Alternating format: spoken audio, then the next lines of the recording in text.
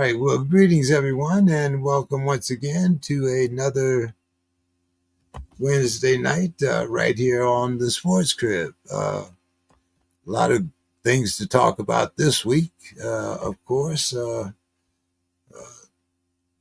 Not a lot of upsets, but at least we had some good football. So let's start in talking about some subjects that we don't really talk about. But I see Dave is here. Dave, how are you doing? Hey, I'm doing okay. I'm getting ready to head to Dublin tomorrow for a football game, and unfortunately, no Sue's Corner tonight. Oh. Although she did a great job last week, and I'll talk about that later. But anyway, getting excited for the game. All right. Okay. Oh, I see. Hey, we got a full house tonight here, man. All right. Demetrius, how are you doing this evening? Hey guys. Good to be here as always. Very excited. Mr. Hayes. Doing great, James. So I saw the pictures you and the missus online. Was that her first Texas game? Oh, no, she went to a lot last year. We got every home game. She was there last year. Okay. All Yeah, right. she knows the words to Texas Fight and Eyes of Texas. Okay. In English y español. Okay. All right. Nice. All right, guys. Well, So that's a prerequisite to become Mrs. Hayes, wasn't it? Yeah, to learn the Eyes of Texas, not to speak English or Spanish. She's bilingual. I'm not. I'm working on it. Oh, all right, guys. Well, Demetrius, we got to have a talk here, man. We don't talk a lot. We don't talk a lot of baseball, but yeah, me and you had a talk a couple months ago. Tigers were flying high, and all the roses, bats flying, everything. What the hell happened, man? Yeah, that's a good one. I usually have some nice, cool stat or some bullshit like that to explain it, but this one is different. This is a unprecedented type of collapse. I really want to tell you that I want to believe they're the team that played the first 4.5 months of the season. But these two incredibly unique things happen at once. The team that was the best team in the American League for 4.5 months, all of a sudden, are not. And their closest competitor rips off 16 of 18, right? So a 15.5 game lead, and you blink over 4 weeks where we play sloppy baseball. We got all-stars who just, some of it you probably suspected. You didn't expect Javi Baez to stay that. That just wasn't sustainable. The data told you Javi Baez was not who he played the first 3 months like, even though he went to the All-Star game. But you didn't expect Riley Green to hit 220 in the second half. Riley Green's a 2-time All-Star. You didn't expect Tommy Kahnle, who had a ERA under 2, 1.8, something like that, to all of a sudden be damn near 5 by August. There's just stuff you didn't think would happen. And while this is happening, you don't do much at the trade deadline. I believe Scott Harris's term was dance around the margins, which I didn't criticize him. I'm not going to be a hypocrite now and play Monday morning quarterback. At the time, they were the best team in the American League, playing really good baseball. It didn't seem to make sense to go do a bunch of things. So they didn't. They danced or played around the edges. My statement to you was always the same. We got Tarek Skubal. Playoff baseball is different. And as long as we got Tarek Skubal, I like our chances. Well, Tarek Skubal's not playing like Tarek Skubal right now. So the short answer is we've been doing everything wrong for 4 weeks. Cleveland's done everything right for 3.5, 4 weeks. And that's how, even right now, we're down 3-1. And it could get really ugly, right? When you play, baseball usually doesn't do this, right? If you play good for 4 months and you appear to be the best team in the American League, the data says it's real. And then all of a sudden, like I said, Javi was never sustainable. We didn't expect that. Tommy Kahnle was a surprise. Riley Green was a surprise. And for Tarek Skubal to not be playing like Tarek Skubal is a serious surprise. All those things happen, and Cleveland decides to play a historic 3 weeks of baseball, and poof, your 15.5 game lead's gone. I don't have any other cool explanations. It is uncharacteristic mistakes, loss of composure. We didn't do anything at the trade deadline. There's reasons, no excuses. The real answer is Cleveland just decided they were going to play really good baseball for the last 3 weeks. And if they keep it up, none of this matters. I'll keep watching the Lions again. It sucks. I'm going to be honest. It sucks, man. I really, really was excited about this team through late July. And it's a tough watch right now. So we'll see. There's still 5 games left. They're playing Cleveland. They have a degree of control of their destiny. They got to come back tonight. They got to win tomorrow and then do what they have to do in the last 3 games. But shouldn't have come down to this. So it's unfortunate. But yeah. Thanks for bringing it up, bro. Thought we were friends. we could have kept talking about Don Hayes and his wife going to Texas. We could have passed on baseball tonight. Well, we have Bo, and Bo is getting ready to celebrate an historic event. Bo, you usually, like down the Mariners and say they're going to fall out of the sky, but this time, boy, what's going on? What's going on out there? You got Raleigh, and you guys are the first time since 2001, something like that. So it's it's for winning the division. Yeah. This will be the first time since 2001. This will be the second postseason action since 2001. So that is awesome. Yeah. But, Congratulations, I guess. Well, what's crazy is they did exactly the opposite of what you guys did. Yeah. Right. I mean, you guys, like I missed the beginning of it, but I imagine you talked about the crazy crash of losing a 15 game, lead. Absolutely. On the opposite end of that, in that same amount of time, we were 8 games out. Right. I mean, we were 6 or 7 games out of a wild card spot. So to be sitting in the second spot with a first round bye is wild. And a lot of that is obviously, Raleigh, hitting a bunch of home runs obviously is helpful, right? Yeah, it does. But the pitching staff started getting back in their groove, and what's crazy is they are, I think, 15-1 in their last 16 starts, that's wild. I mean, that's especially for the Mariners, because it's so rare for them to go on a heater. Especially when it matters, right? Usually I'm at this time of the year, I'm not conflicted about what sport I'm going to watch, right? It's like, it's almost October. It's Seahawk time. And now it's like, okay, we're actually going to play in October. I actually gave the league a solid, for them reaching out. I think it was like 3 years ago where they gave us our last regular season game in October so that we could be like, hey, it hasn't been that long since we played in October. Our final game was like October baseball. Yes, sir. But I'm excited to see some postseason play, especially because this time around, unlike 2001, we're not backing into it, right? 2001, we tie the record for the most wins, but we had the ability to break that record with 5 games to go, and we couldn't do it. And so when you go on a 5-game slide going into the playoffs, regardless of sport, it doesn't generally say, hey, we're going to win a bunch once we get there, right? So having this heater going into the playoffs is encouraging, especially for a team that has never gotten past the championship round. We're the only team in the league never to make a World Series. Now, there's 6 teams that haven't won one, but we're the only team that's never been. And so, obviously we have to win the first round still, but I mean, at least I feel like this team is set up to do something because we actually did something at the trade deadline, which is unheard of. We did something in free agency before the season, also kind of unheard of for the Mariners. So it is a different year. And, so I feel myself getting encouraged, which worries me.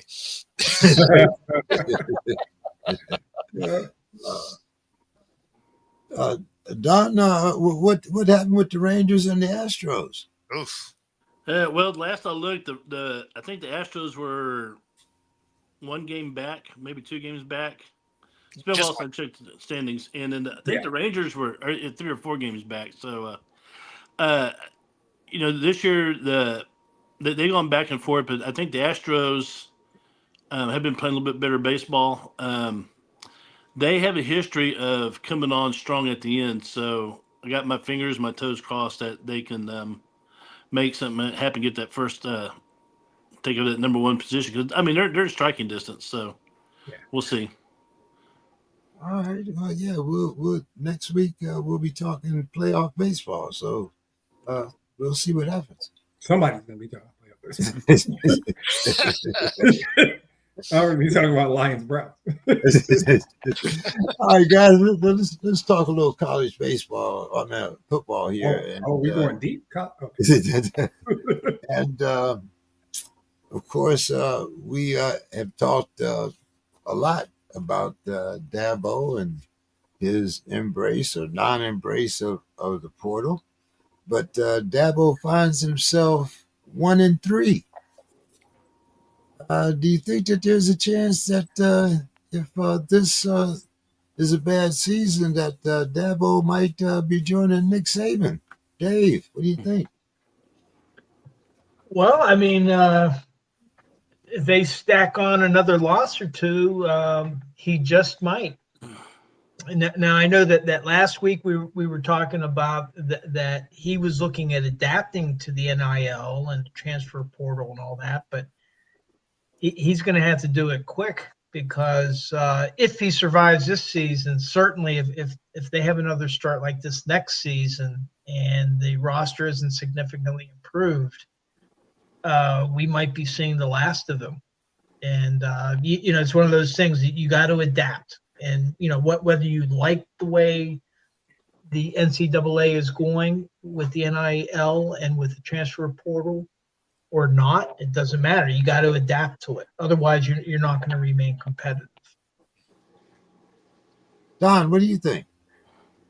Well, Dabo, I mean, Clemson's a pretty good football team. They keep faltering at the end. They're going to be hurt this year, I think, by the resurgence of Florida State.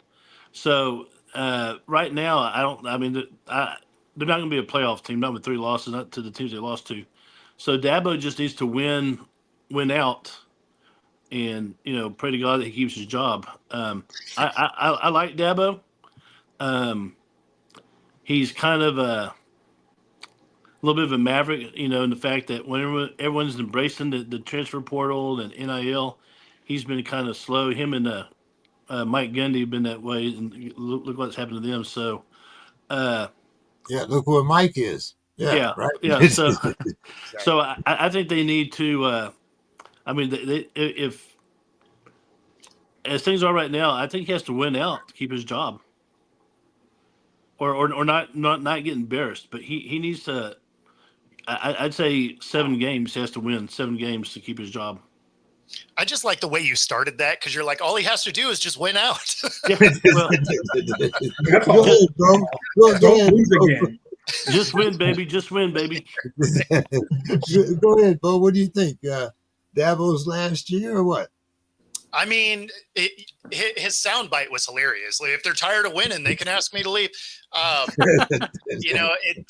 It's funny, though, because now that college football is professional sports, it absolutely is the what have you done for me lately? All the top programs that are spending a bunch of money, they're going to have no problem firing you. So he can make it through this year, right? But, like everybody said, if they're not better for next year, it could be a wrap. And honestly, if he gets embarrassed the rest of the way, probably a wrap anyway. Because that story of, if they're tired of winning, they can get rid of me. It's like, well, but if you're tired of winning, they can get rid of you. and we can get somebody else. So, it's college football like the NFL. The wins and losses are what it is. Whatever your history is, doesn't matter. We watched a coach of the year in the NFL get fired the next season. So, it's if you're not winning today, you've never won for us before. What do you think there, Demetrius? I wanted to say there's 57 million reasons Clemson wouldn't do it, but then Bo reminded me that's nothing. That's nothing for some of these programs. They don't care, right? And so I think the guys covered it. It is about the embarrassment, right?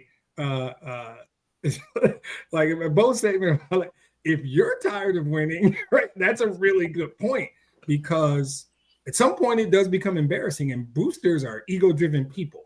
And like I said, my original thought was Gundy's buyout was, I don't know, 15 or 17. That was easy. That's nothing. That's a lot to us, but that's nothing to a school like that, even though I think Boone T Boone is no longer with us. That was nothing for them. He's a man. He's 58 or whatever. I'm a man. He took his check and he's gone. I feel like 57 million is a different number, but then that's Clemson. And they're set up though, where my true feeling is this. I think they understand that he was behind the curve on the transfer portal.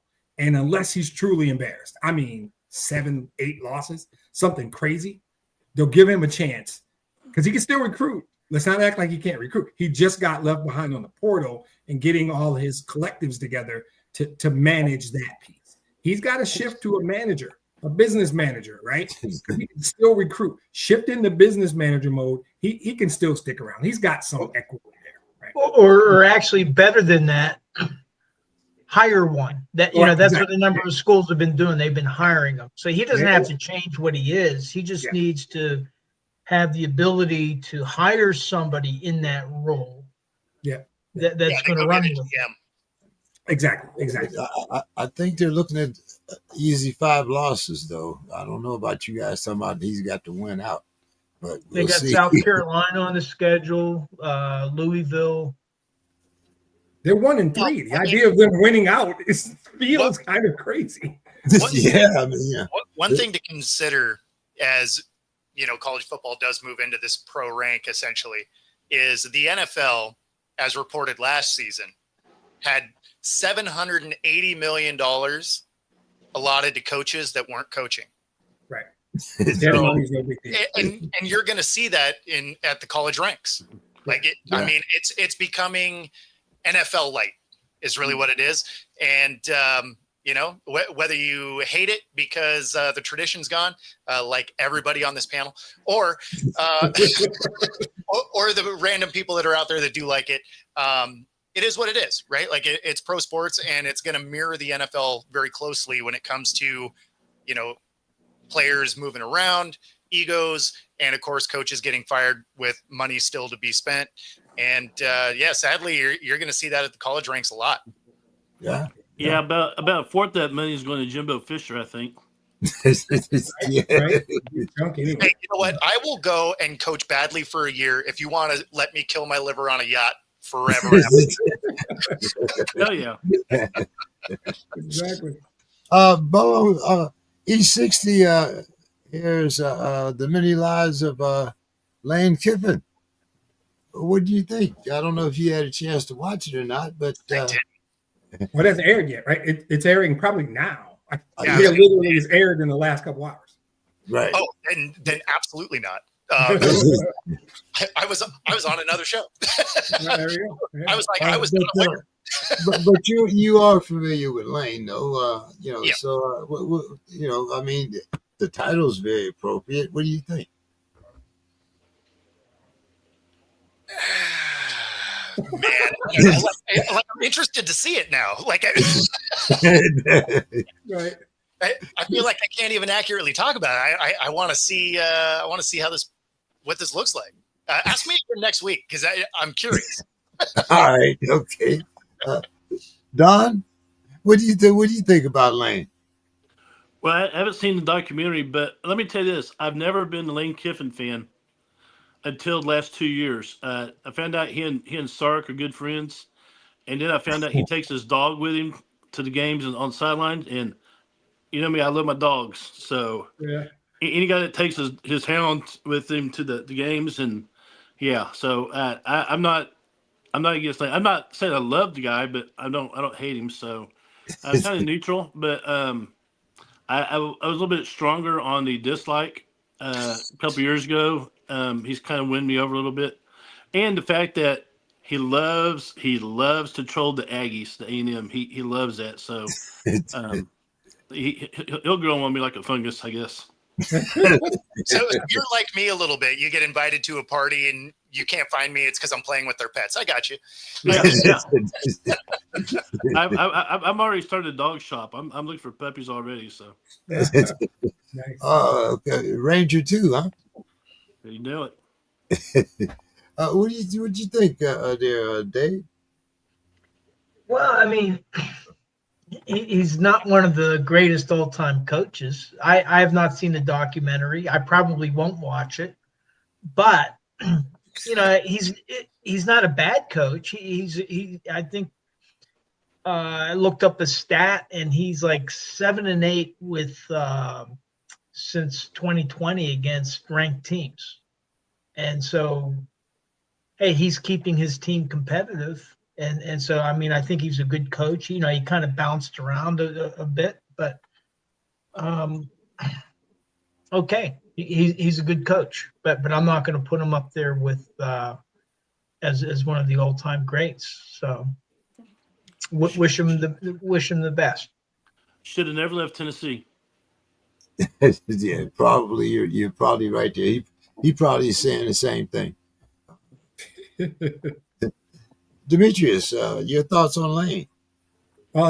Yeah, I don't like Lane. The documentary is going to be good, though. No, I'm just kidding. I've never liked him. I think he's a squirrely weasel snitch. At Tennessee, he snitched on other coaches. He broke rules at USC. I think it's going to be interesting. His Raiders time, his snitching on I think it was just Urban, but he sits on a number of SEC coaches, if I'm not mistaken, when he was at Tennessee. And his USC time, whether he was involved in the violations or Pete Carroll protecting him, whatever the case may be, the documentary should be interesting. Like, I don't like him. Like I said, I think squirrely, weasel, snake, snitch, some combination of those words. Tell us how you really feel. I like that that's how you're describing him, because the first image that comes up. Yep, exactly. That's exactly what I said.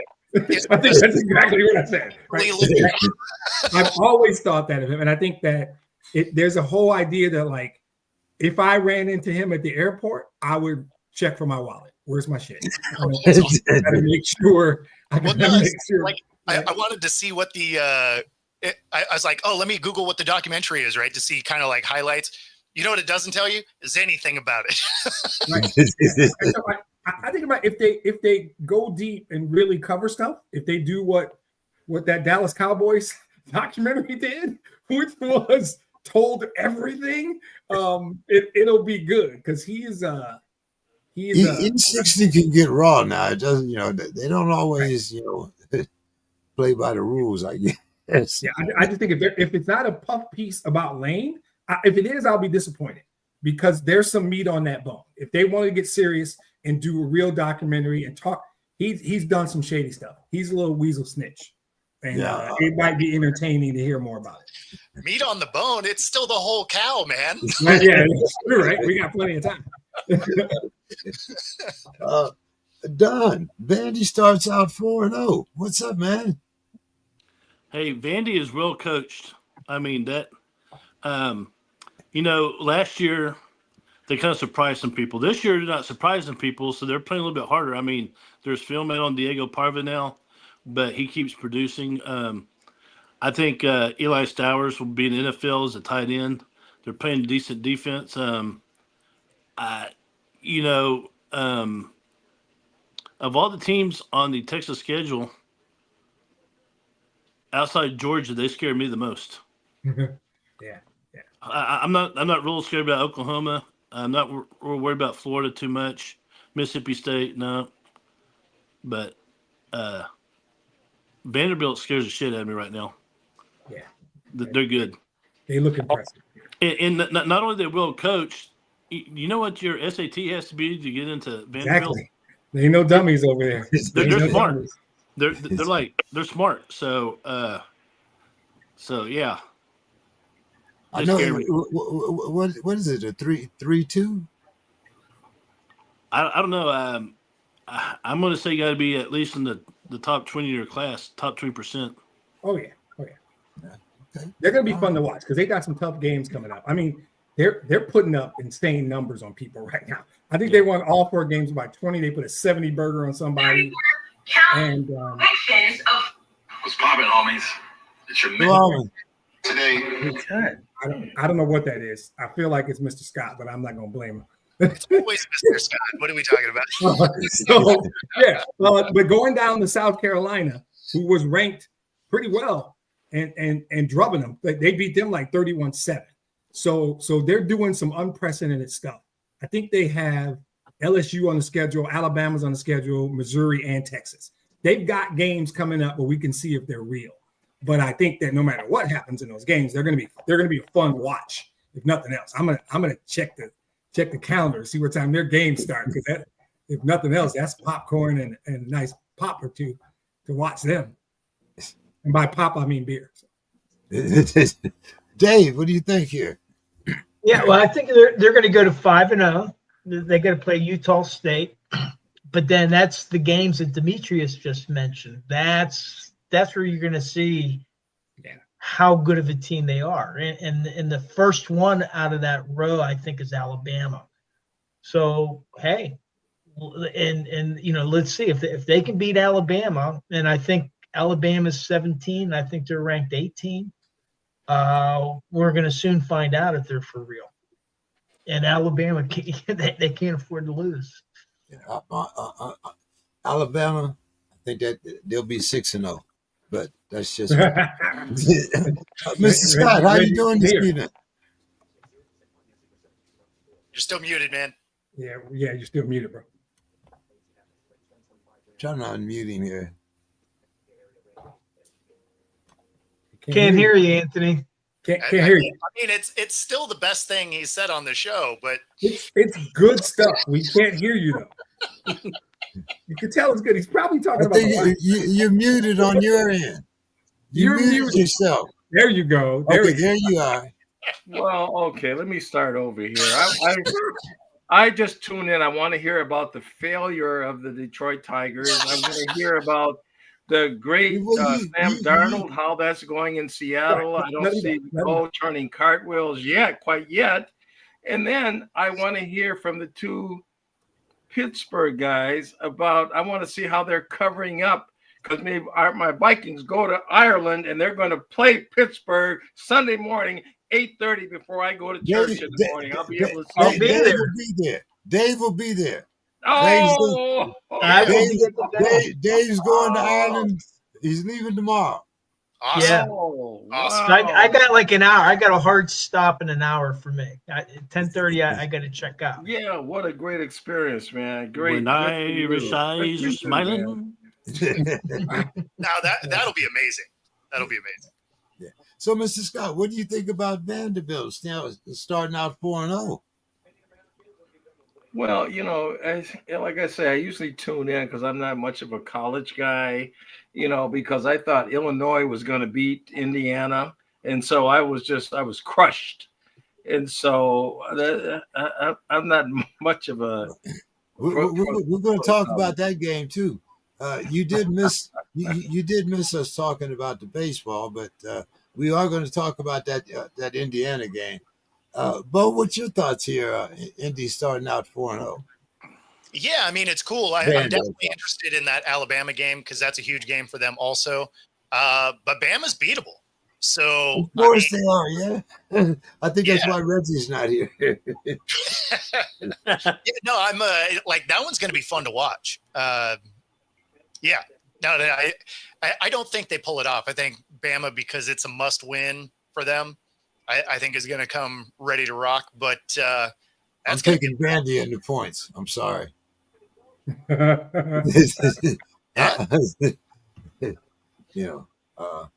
Especially if it's anything like 7.5. So it's like, I mean, Bama might win, but Bama hasn't really impressed me that much. Bo, what's going on out there in the West with the Big 18 West? Oregon still seems like they're going to be the team to beat. You got a lot of things going. UCLA, are they playing football or what the hell are they playing? Who the hell knows? I mean, I what's mean, they already going fired their coach, so no, right? Yeah, so their coach gets fired. Oregon, Oregon, you knew was going to be good. They had a lot of their team coming back.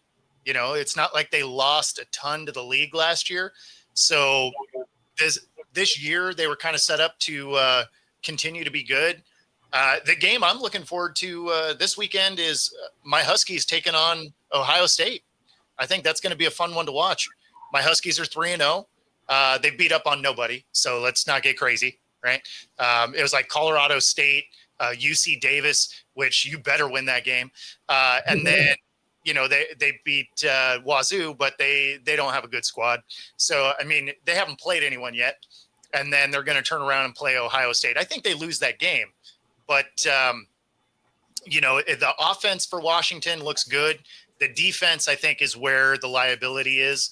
And so they probably won't be able to keep pace with Ohio State, but it'll be like it'll be one of those like 45-35 kind of games. Because Washington's going to score, right? Yeah, that's the one I'm looking forward to. But yeah, Oregon was set up to be solid again this year. Next year might be a little interesting as they start losing players. Okay. Mr. Scott, you mentioned the game, so tell me what happened. Indiana, they romped over unbeaten Illinois. What happened? Boy, I don't know. I mean, they just tore my board up. I mean, it's confetti, because I just had no idea that was going to happen. And actually, the Big Ten is going to be very interesting this year. It's going to, are the Gophers any good? I don't think so. The coach with his row the boat philosophy. But the thing is, I think this year they really have to play I think they play Ohio State. I don't know if they play Michigan, but they've ducked all those teams all these years. They don't play any of those. They get cupcakes for the first 3-4 games, and that's what gets them to some bowl game that's usually in Detroit. And this is not a slap on anybody. It's not. I mean, it sounded like it. It's not a slap on it. You don't want them going to the Little Caesars Bowl? Is that what you're telling me? You don't go to the Little Caesars Pizza Bowl? I'm just kind of watching the Big Ten this year. I'm very interested because it's so big now. There's so many teams in it. You got your West Coast teams. You got your East Coast teams. You got some of the and so you don't play everybody. You get a lot of cupcakes at the beginning, so it's really hard to tell what's really going on with it. So that's why I don't bet much of this. To be good, hey, don't bet about PJ Fleck. PJ Fleck's a really good football coach. That's just my opinion. I don't know how you feel about him. Minnesota's coach is good. I like. He's a good motivator. He's a great motivator. Yeah, and he develops a lot of good running backs. There's a lot of guys that have gone to the NFL from his teams. He's a good coach. So he might move on. As far as the game, by the way, if you don't mind me jumping in, James, here's the analogy. If you saw like a 6-year-old walking down the street and then 8 grown-ass men jumped out of an alley and beat the shit out of them, that's what it was. That game was quick, fast, and hard. Yeah. It was 35-10 at halftime, and then Indiana really got going. Right? I think they had 2 dudes, almost 3 of them clipped 100. Well, Kalen Black might not have got to 100, but they ran 3 different dudes. At one point, Roman Hemby came in and got him a chunk. I know for sure Kobe Martin got over 100.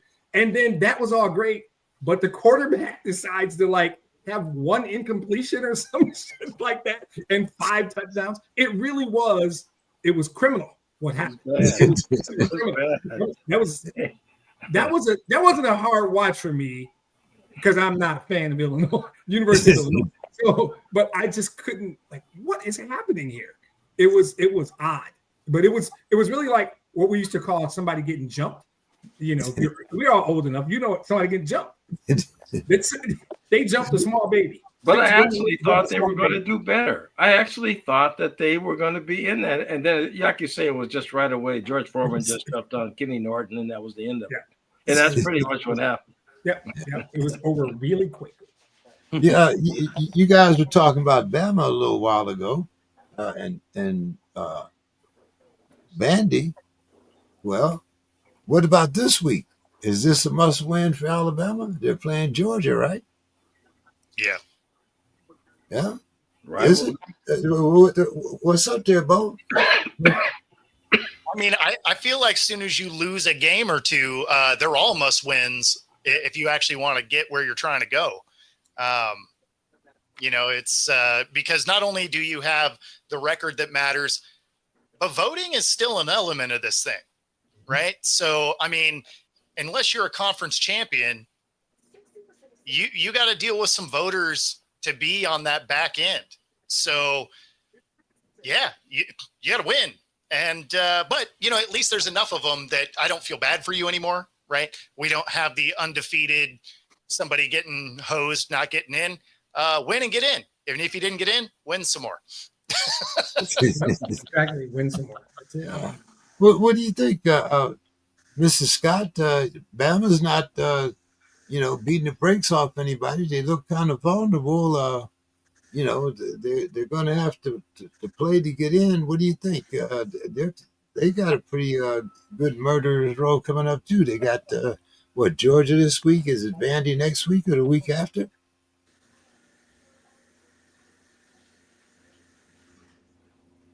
He's muted again.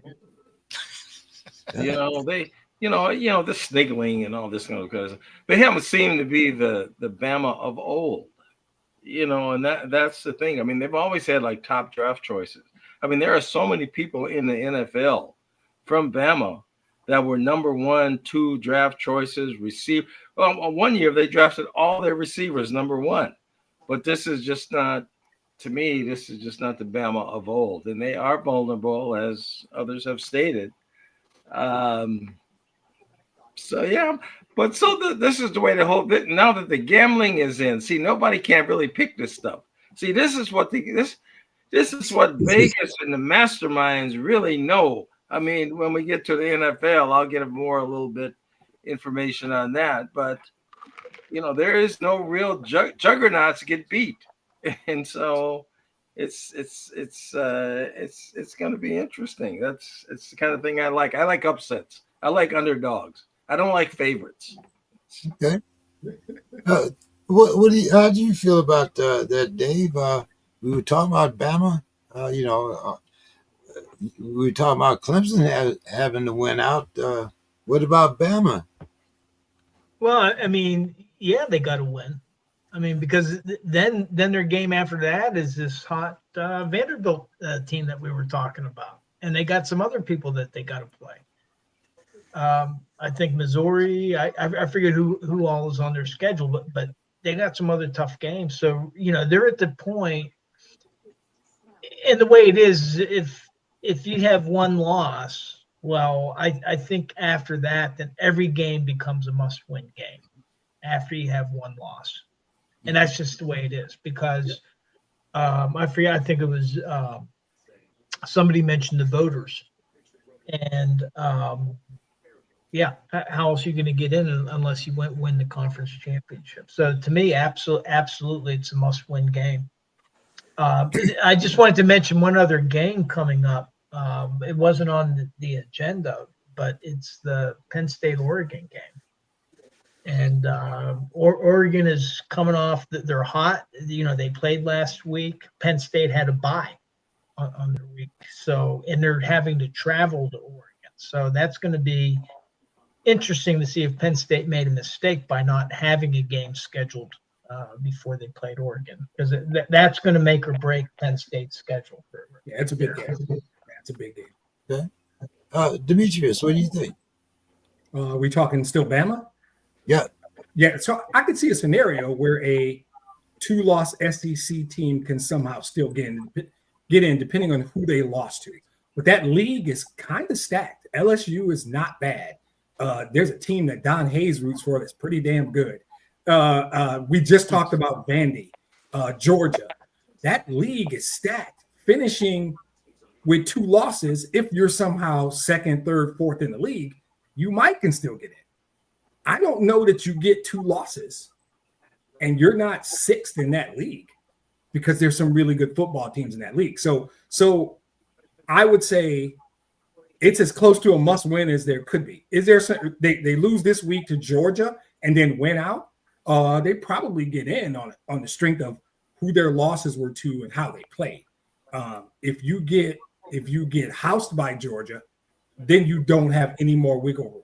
You got to win out. You got to win some big games, and you might have to pray for some other teams to slip. There's too many teams at the top. That thing's top heavy. You're sitting there with 2 losses. You're now starting to ask other teams to lose to help you out. That's really what it becomes, and that sucks, right? So they still have 8 teams that are undefeated. Exactly. We're only 3 or 4 games in, but right. That's a lot of teams. They got to pick up 2 losses, right? And it's just so stacked up there. Some of those teams aren't going to get 1 loss. A couple of those teams might not get 1 loss. Getting 2 of them is going to be really difficult. So it probably is, at the end of the day, a must win. They probably got to win out. I don't know how a 2-loss team in that league somehow squeaks in, even if they do get in 4 teams, 5 teams. I don't know. 2 losses, you're probably in 6th place in that league. So, What do you think, Don? Well, it's hard to argue that point. I know they were saying that it's very possible to have a national champion with 2 losses, like we had. What year was it? When was it LSU that had 2 losses? Yeah. I mean, it could happen. I mean, but yeah, it is very competitive. I mean, like I said, LSU's looking good. Georgia's Georgia. Alabama is kind of hitting some oil spots on the road, I guess. They're kind of step aside. Yeah, it's a dog eat dog world with them. Yeah, the SEC. I think the only conference that would come close, I guess, would be the Big Ten. Right. Because you got Michigan, Ohio State, and Penn State, and you got those 3. But Oregon and USC are now in the Big Ten. Yeah, Oregon, yeah. And those are 2 good programs as well. Yeah. When I talk about the Big Ten, my You mean mind the real goes Big Ten. straight to the Great Lakes. Yeah. The real Big Ten. Don, give us a recap. Seems like Archie got his groove back. We were talking about him the week before. I saw some pictures of you and the missus at the game. Give us a quick recap. So they played Sam Houston State Bearcats. Just happens to be the school that my parents went to. That's where they met, fell in love, and got married. Dad played football for Sam Houston State back in the day. Sam Houston State, they're not very good. Their defense is terrible. Their offense can't move the ball. But it was more about Archie executing. Yeah. UTEP is terrible too, but against UTEP, he was throwing balls into the feet or overthrowing. He just wasn't confident. They still beat UTEP, but I mean, against the Sam Houston State, he was hitting deep balls. He was hitting mid balls, the short things. He was scrambling, making good runs, and making good decisions. He was 18 to 21, so that's pretty damn good. Taunting players and carrying on. Well, I don't know if I saw the interview. They asked him about that. He said he said he wasn't meant to be personal. He just he was getting rid of a lot of frustration. He said his mom talked to me after the game and said, "Don't ever do that again." He said, "Yes, ma'am." So we all do stupid stuff we regret, and I'm sure I don't think that's going to happen again, unless it's just A&M or maybe Oklahoma. But well, we'll see. All right, guys, let's talk about the NFL Week 3. It's a real shame that Bill isn't here. I tailored this first question to Bill. We all know about Bill and his Hall of Pettiness. So what did you guys think about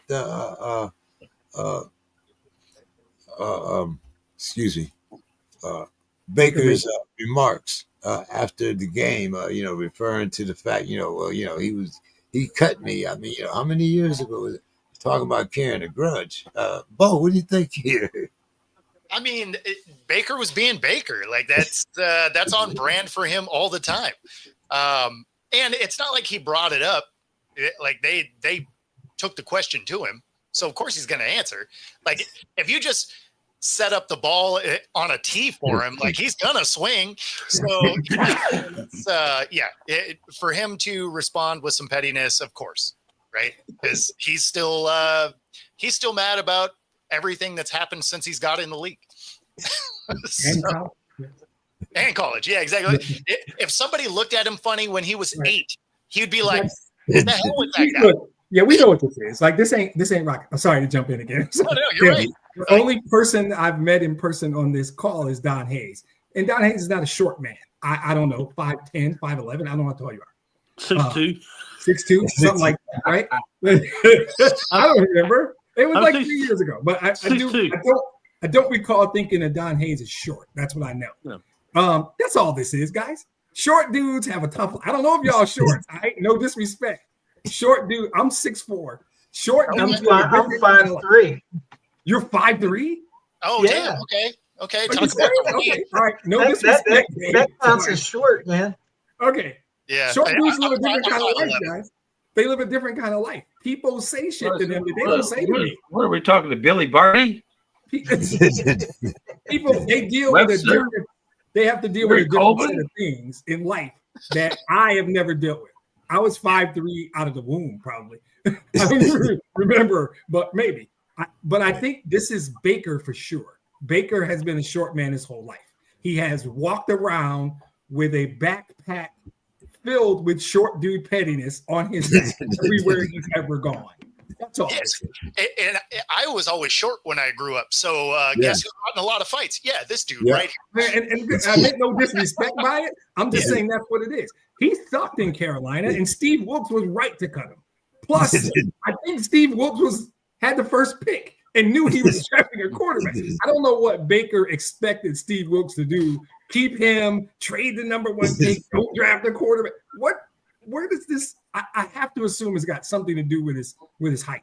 That's the only thing that makes sense to me. Hey, I can tell you, I had that short guy complex. Go ahead, Don. I'm going to throw in a little thing about Baker you may not realize. He went to high school at Lake Travis outside of Austin, Texas. Lake Travis is a powerhouse. I think back when he was in school and the years before, years after, I think they won 4 or 5 state championships. Each quarterback they went to played in college.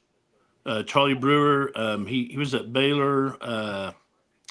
Got Hudson Card, went to Texas, now is at Purdue, or was at Purdue. I don't know if he's still Purdue anymore. But they had a string of good quarterbacks, and they were all recruited by major D1 programs. Baker Mayfield comes in, he wins state, just like the other guys. He doesn't get recruited. Wow. He walks on at Texas Tech. He's a walk-on, and by I think the second or third game, he's starting at Texas Tech. And Texas Tech had a guy named Davis Webb that showed up. He actually played, I think he played, and then of course some guy named Mahomes came in. Yep. So he transferred to Oklahoma and won the Heisman. So that goes back to high school because he wasn't being recruited because he was short. He's 5'10", 5'11". Yes. Did he play other sports? Did he play other sports in high school? Do you know, baseball or basketball? He might have been a baseball player. I know I Manziel think, was a baseball I think player. he played baseball. Yeah. This is all rooted in that. This is how But he yeah, motivated so himself. that He wasn't the center of the basketball team, that's for sure. No.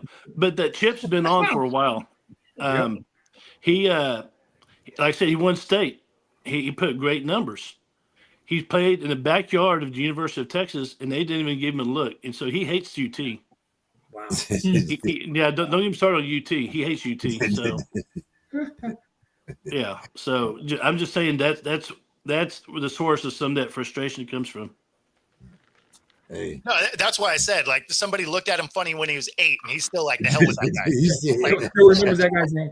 Yeah. So let me do this. I know I don't want to monopolize the time, but the quarterback coach at Lake Travis, y'all remember that big fat guy that used to coach at Kansas, Mangino? Oh yeah. Yeah. Okay.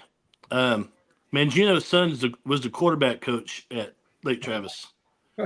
and that guy had actually coached in some college too. So they're getting great coaching at that program. Okay. Bo, the Chargers edged the Broncos 23-20 for 3-0 start.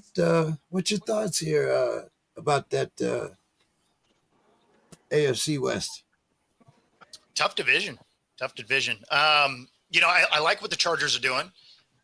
Obviously, you see the Broncos are still, trying to take that step forward. Their play's been a little inconsistent, but and then of course the Raiders are interesting, right? Which is something they haven't been for a little while. So like the Raiders are going to come out and beat some teams that they shouldn't, and they're going to lose some teams that shouldn't. So I think the biggest question there is, what does KC look like when they finally start getting some of their players back? When Rice is able to come back, when Worthy is healthy. Although I think Worthy, is he able to play this week? Yeah, this might be his first week back. And then Kelsey's, even though he's lost the weight, doesn't look like he's regained that step that he lost. So he's playing more like a tight end 2 at the moment. So, I mean, like, there's a lot of questions with this KC team, but you can't really count them out, right? I mean, over the last 5 years, they've shown us that they can persevere as the season goes on. So that being said, the Chargers sure look like they can win this division. I mean, they've played everybody tough. Yeah, and they're 2-0 in the division. So let's see. Yeah, well, why can't I hear anything about Sam Darnold? Why can't I hear? Hold on. The reason they don't really want to get down to the grass. They want to duck everything and run and hide. Mr. Scott, I'll be quiet. I'll be quiet. Yes, thank you. Because when you get the Sportz Krib, then you can talk about Sam Darnold. But right now, well, he's not on my team anymore. He's on his team. That's why I'm trying to get the perspective. Well, we haven't even talked about the Seahawks yet. That's fine. Just one thing I wanted to mention for Bo on the topic. But with the Chargers, it was a real shame that Najee Harris went down with the Achilles heel, non-contact. Yep. He didn't miss a game with the Steelers, played all that time. Yeah. And then he didn't even take a hit, and then that Achilles pop, which was really sad. But it looks like that Omarion Hampton might be the real deal. So he's looked good. It was too bad for Harris. Honestly, it's disappointing. Like, there has to be something going on in training, whether it's the lack of stretching, because you don't really see pro teams doing that anymore before games, stuff like that. Is talk about a lot of Achilles injuries over the last 3, 4, 5 seasons. Yeah. Like it's been crazy. When you would see ACLs and stuff, you're like, okay, like non-contact, it was a plant, you twisted, pop, happens. But these are Achilles that were really rare, right? And now we're seeing them, more and more. Half a dozen guys a year at a minimum. And he always played on grass. It's super. And obviously playing surface has some to deal with it, but I mean, at the same time, these surfaces been around a long time, and we're seeing this injury increase. So as far as the field turf, right? Like it's not like that's a new thing. So, but the injury is becoming more common. So it's one thing we're seeing is less and less play of preseason. Yes, people sit out and don't even play at all a game, and so. Boy, I think that's a risky situation. Especially, I can understand the other side. They're big name, got a lot of money on these guys. They got big paychecks. They want to keep them healthy, but they have to be ready to play. So that's real interesting. I agree. Don, the Eagles, they're also off to a 3-0 start with their defense blocking 2 field goals in the fourth quarter, field goal attempts, that is. But Saquon was held to only 46 yards on 18 attempts. Don, any cause for concern for the Eagles? I mean, excuse me. Well, Don. Let me tell you this. when your stud running back is held to those kind of numbers and you still win, you're a good football team. I'm just throwing that out there. When you're blocking field goal, because there's three facets. There's offense, defense, special teams. You win two of those three, you're going to win. So Saquon Barkley's going to be – he's going to rush for about 1,800 yards this year, barring injury. So I'm not worried about that. But the Eagles are they're the real deal. I'm not concerned. Everyone has a bad game. I remember Earl Campbell had a bad game or two. I mean, it happens. Happens. Okay. All right. Dave, how surprised are you to find that Danny Dimes has the Colts at 3-0? Well, I wasn't expecting much from Danny Jones, but I mean, it seems like Indianapolis has been a good home for him. He's not turning the ball over, and plus they're in a division where it's not that great of a division. I thought that the Texans were going to be stronger, and so right now Indiana's they're looking good, and they're in a division that is not. Right now doesn't look super tough. So it's looking good for Indiana. Can I throw a fun stat in there, though? Yeah. Go ahead. Their three opponents are 0-9. So let's not get crazy here. Yeah. I mean, they got to go. They got to go to the Rams. They got to go to the Chargers. They got to go to Pittsburgh and Kansas City. They've got. We'll know who they are when this all shakes out. We'll know who they are. What we're watching at from the jump here is they beat up on Miami, right? And then the Panthers, and then what was their other game? It was they just Denver, I think, right? No. Or was it the Titans? The Titans. Yeah, get right. They had three get right. So I mean, like, right games. Let's not pretend like these are juggernauts that they played against. But I will agree with you that this is by far his best situation. Yeah. Bo, are you leaving at 7? I am.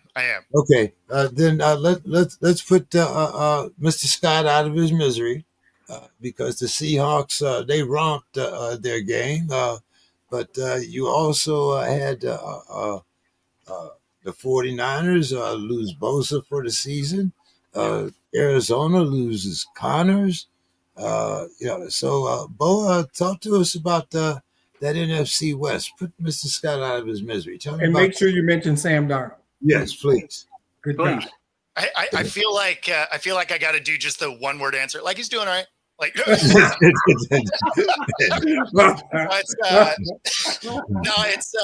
actually he's played pretty decent. That offensive line is still trying to figure out their pieces, right? So our two tackles have been here for a couple of years.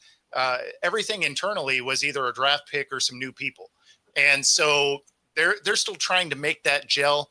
Obviously, week 1 against the Niners, they kind of melted down in the fourth quarter to lose that game.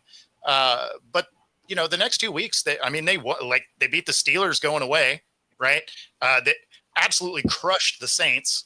And not that that's saying anything. That's going to be the worst team in the league. But I mean, like the Steelers, you thought was going to give them something, right?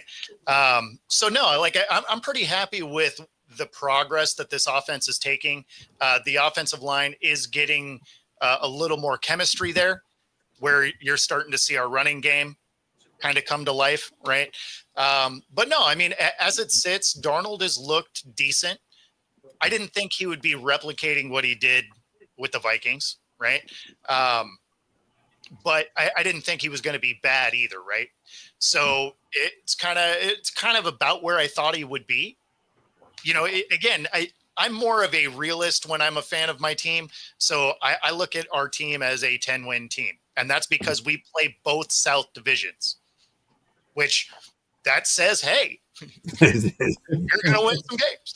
So, I think this is about the trajectory that I thought Darnold would have.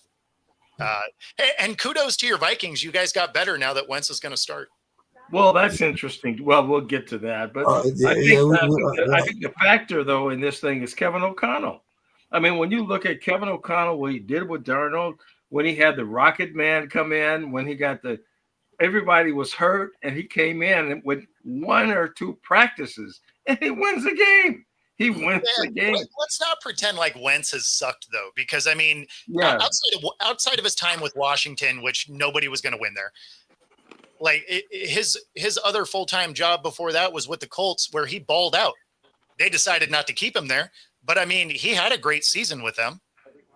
Yeah. So, I mean, his knock has never been his ability to throw the ball. It's, can he stay healthy, and is he a locker room cancer? Those are always the question. Right. Yeah, Bo, I wanted to ask you, do you think these teams are going to overtake San Francisco? Are they going to be able to overcome the injuries that they had, or are these other teams going to overtake the 49ers?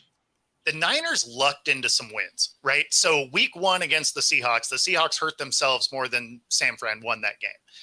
When you look at their win against Arizona the other night, Arizona dominated that game. They just couldn't put it through the uprights and score. Right? I mean, like they just couldn't put points on the board. But statistically, like the Niners didn't really do anything. They really didn't. I mean, it doesn't matter at the end of the day, right? 2 weeks from now, how you won makes no difference. You could absolutely smack somebody. You could win by 1 point and have been dominated in every way. But, at the end of the day, you're just collecting dubs, and that's all that matters. But with the amount of injuries this team has, right? Purdy is still down. He's still week to week. Mac Jones is your guy moving forward. Kittle is done for the year, right? And, there's so many people injured. That's going to catch up with the Niners. The Niners are going to start losing some games because you can only lose so many players before the L's start filling in. You want to give us your final thoughts before you leave us, Mo? Yeah. So final thought is on the WNBA. This is about to be a very interesting offseason. So keep an eye on it. So that's the final thought, because there's a lot happening with the W. All right, Bo. Hey, thanks for joining us. We always Take care, Bo. Always fun. All right. Let's see. Got to talk about Chicago. But Don, what happened? Jerry's guys got embarrassed. I mean, they lost CD. He'll probably be out 2 to 4 weeks. Defense gave up 4 passing touchdowns. Don, what's up here? Don's taking a break. Texas is going to come back to Don. I'll jump in on this if I can, real quick. I mean, Chicago. I mean, the fingernail man.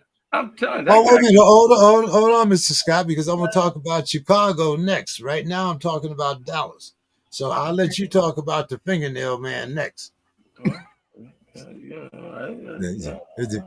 is. Don's ready now. Go ahead, Don.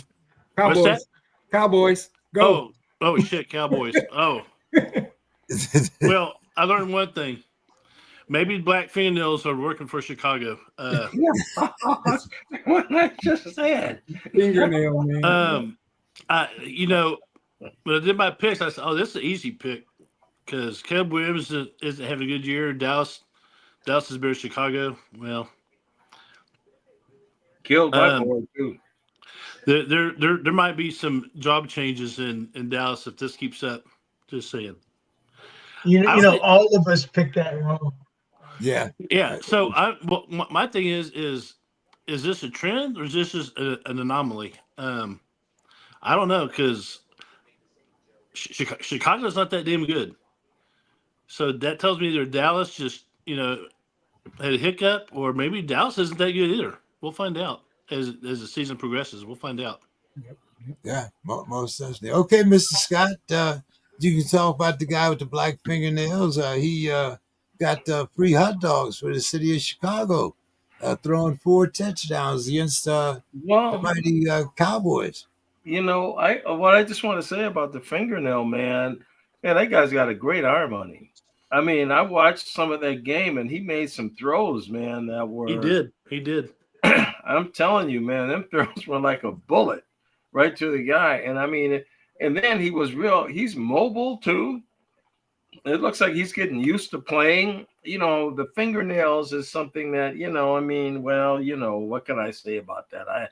It's a new world we live in. So, you know what I mean? It's, everybody's so got to be, what, I don't know what they call it, but you got to be, something for everybody, think you're this, you say you're that, you look like this, you've been born like this. So, I mean, it's all this kind of stuff that's going on now. So I don't want to get too deep in it, but like I say, he threw some balls, I'm telling you, in that game that were lasers. And so we'll see what the Bears do.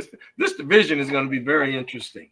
It's going to be very, very, very interesting because Detroit, all of a sudden, now they look like they've righted the ship. I thought they were done because they got rid of the defensive guy. And so somehow they're rallying. Goff is better than I thought he was. I'll give you that.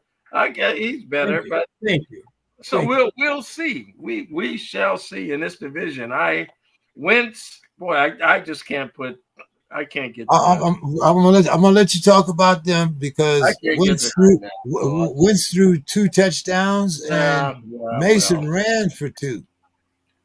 Yeah. So how are you feeling about your Vikings there, Mr. Scott? I'll feel real good if they win Sunday. I'll feel good if they get with one of their nemesis who's been in Green Bay all these years. And he seems fairly rejuvenated. And I really want to hear from these 2 people on the left, about what they think about that Aaron Rodgers, because they mocked and ridiculed the man. And he's still ayahuasca. He was terrible. Now all of a sudden, gave him nicknames, ayahuasca. Now all of a sudden, it looks like everything's great now. Everything's back to normal. He's ayahuasca, the same ayahuasca he was with the Jets. But anyway, I'm gonna let Dave talk about that because Dave has a much more positive. Let me make a real quick one. I just don't think that the marriage of ayahuasca, Tomlin, it reminds me in the old days of pro wrestling when Vern Gagne was the greatest, just clean wrestler, and then he tags up with Maurice Mad Dog Vachon.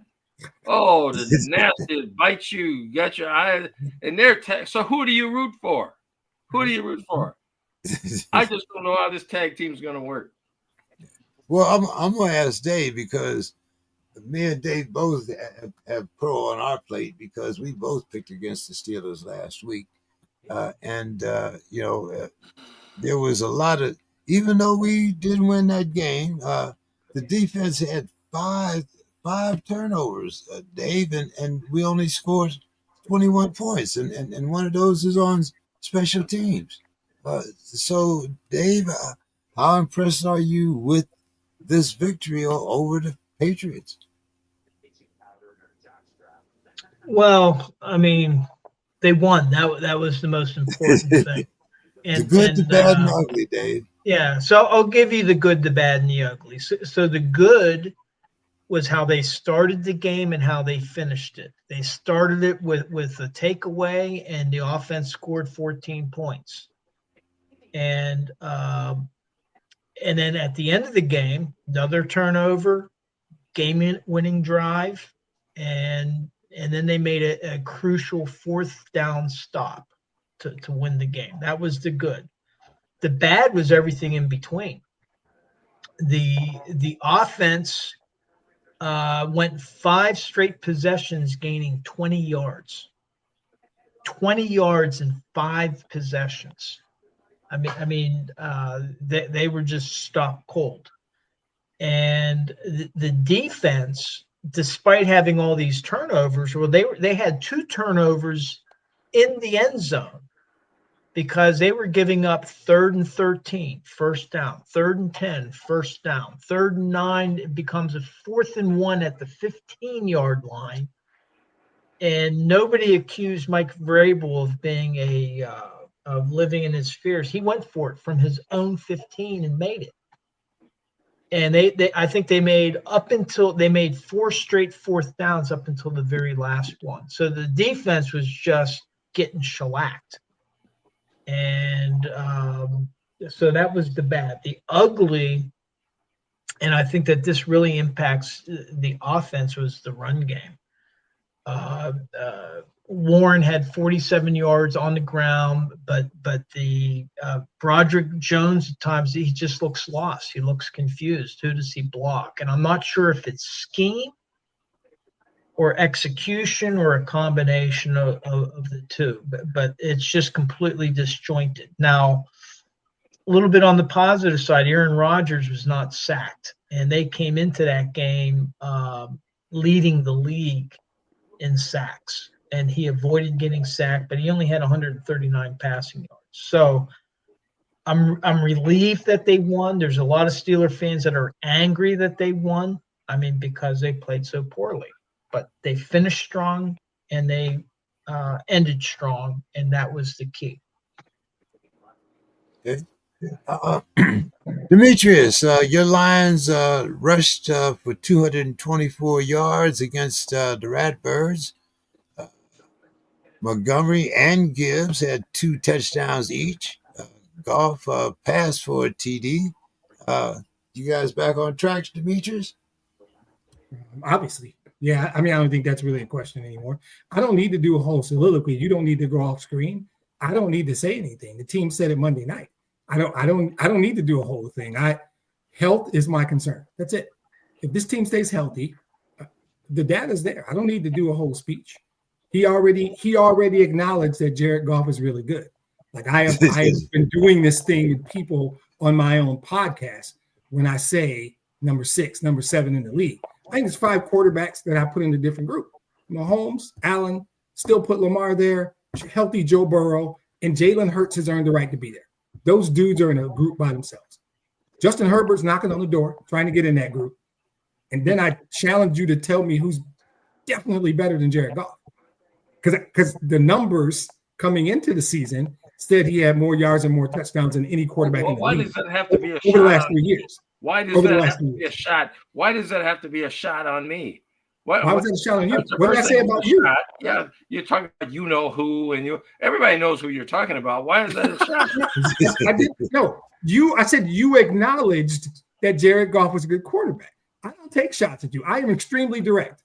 The Lions are better than the Vikings. Can I be more direct?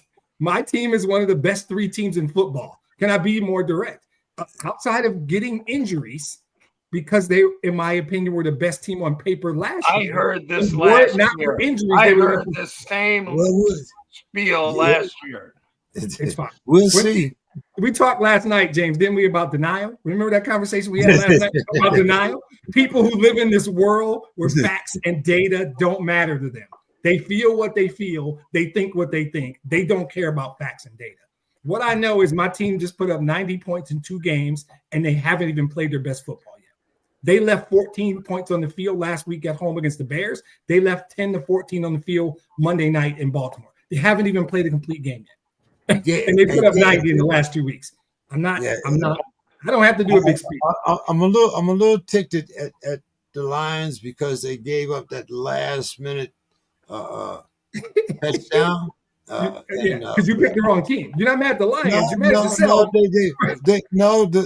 What it was how many yards Jared Goff would have. Would he be under 266 yards? Right. And Lamar, would he be under 238 yards? Oh, that guy Lamar had 210 yards with a minute and something left in the game. We were already celebrating. Sorry. Yeah, you guys had already celebrated. Let Mark I think walk down there for a touchdown and blew my goddamn money. But anyway. My last statement is this. The Lions are built with a toughness where they can beat anybody anywhere. If they go play their game, it doesn't matter where the game is. It doesn't matter if it's Monday night or Sunday at noon. It doesn't matter. They're built in a way that if Goff needs to throw 5 touchdowns for us to beat you, he can. If both our backs get 2 and Goff only throws for 200 yards, we can beat you like that. If we need to sack Lamar 7 times, we can do it. Early. It's early. We've only played a few games. Why? All right, guys. Like Dave has to leave at 7:30. So all right, I'm done. So we're going to get our predictions in here. Let's do it. All right. So starting Thursday night. Dave, recap real quick. Okay, so from last week, let me see. I had 16 correct. Demetrius had 15 correct. Anthony had 16 correct. Don, 19 correct. Yes, look at Hayes. I told you. He's a And whisperer. James and Bill both had 17 apiece. So through week 3, and remember, you have to answer 11 in order to win the percentage championship. But right now, I'm in 6th place with 42.7% out of 96 picks. Demetrius, you're ahead of me, 47.9%. Then we have James, you're right 50%. You're right there, 50-50. Bill got 53.1%. He had 17 out of 32 in week 3. Don, you're at 54.2%, but Anthony remains on top from weeks 1 and 3 at 54.7%. So right now he is the best in the room at the moment. Okay. All right. Well, since he's the best in the room, we'll start out with Mr. Scott. Mr. Scott, we have the Seahawks giving the Cardinals 1.5, and the over-under is 43.5. I think this could be a trap game for the Seahawks. I think the world's tallest midget is still dangerous. It's a tight game. I'm going to take Arizona, and I'm going to take the over. Okay. And we had the Vikings giving the Steelers 2.5, and the over-under is 41.5, Mr. Scott. Boy, that one. I'm going to take the Vikings. I think O'Connell will kind of figure a way to figure out a win. We don't have Aaron Rodgers, but we're getting that guy that was out, that receiver that was out. We're getting him back. Addison. Getting Addison back. See, so I think there's going to be a throwing game. The tight end game is good. So I have to take the Vikings in that, and the over. It's a low points. Vikings in the over. Okay. Don. So I'm going to go with the Cardinals in the under. And I'm going to take the Vikings in the over. Demetrius. Cardinals in the under, I agree. And I'm going to take the Vikings, but the over. I think there's going to be points there. Okay. I'm going to take the Cardinals and the under, and I'm going to take I don't know which way to go with these guys here, but I'm gonna take the Steelers, and I'm going to say over. Okay, you just couldn't go with reality, could you? You just couldn't do it. I went with reality last week, and look what it cost me. So, Dave. Yeah, I was impressed with Seattle, so I'm taking Seattle in the under. They really, I was impressed with their team when they played Pittsburgh. And then the reason in Arizona lost James Conner too. So, right. But I'm taking Minnesota. I'm going to take, I think it was another Achilles or his knee, one or the other. But I'm going to take Minnesota. I just think that they have a better overall roster than Pittsburgh. And I would have preferred facing J.J. McCarthy than Carson Wentz. Carson Wentz it's kind of like Sam Darnold in Minnesota. It's a veteran quarterback. He has a high career completion rate. And I think he's actually better for Minnesota than J.J. McCarthy. So I'm taking Minnesota, but I'm going to take the under. Historically, the international games have not been that high scoring. So that's why I'm going to take the under. So. All right.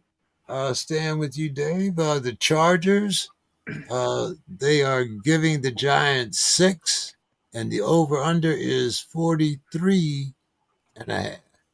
I think Scatterboo is starting for the Giants this week, along with Dart. Yeah. So we're going to see some wild spreads in here.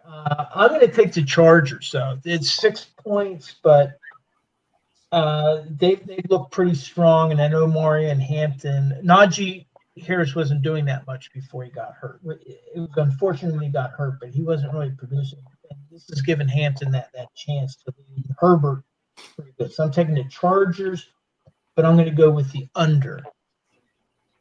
Okay. And the Eagles are giving the Bucks 3.5, and the over/under is same thing, 43.5. I got to go with Philly, and in this case, I'm going to go with the over. I'm gonna follow you, Dave. Mr. Scott. So what is this? Philly and who? Philly and the Buccaneers. Yeah, sorry. And who? Philly's playing the Buccaneers. Tampa Bay. Oh yeah. I'll take Philadelphia. Over/under is 43.5. I think I'll take it over. They've been scoring a lot of points in these games so far. So yeah, I'll take the over. And then the Chargers. The Chargers are -6. They're playing the Giants, Mr. Scott, and same 43.5. Oh yeah, I will take the Chargers. I'll take it under. I think the Giants are just totally discombobulated. Yeah, I think that's No, I don't want anything to do with them. Don. Yes. So Tampa Bay is home or Eagles? Tampa Bay is home. Ooh, okay. I'm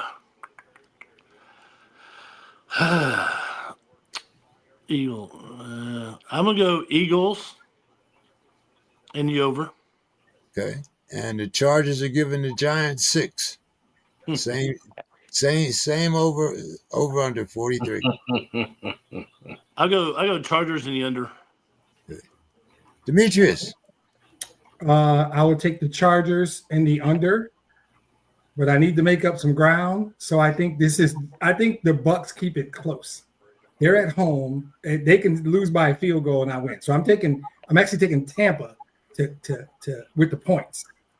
I do think the Eagles are going to win the game. You're taking that hook. I'm taking that hook, right? I'm taking that hook that Mr. Scott loves, but I'm going over. I think they're both going to score. Okay. Over? Over, yes. Okay. Chargers, Giants. Oh, I did that one. Chargers and the under. I don't think the Giants can score at all. No, not a lot. Starting the rookie. All right, let's see. Staying with you, Demetrius. The Saints are getting holy moly 16.5. Oh my God. They're playing the Bills, and the over/under is 48.5. Why you make me go first? You're the stat man.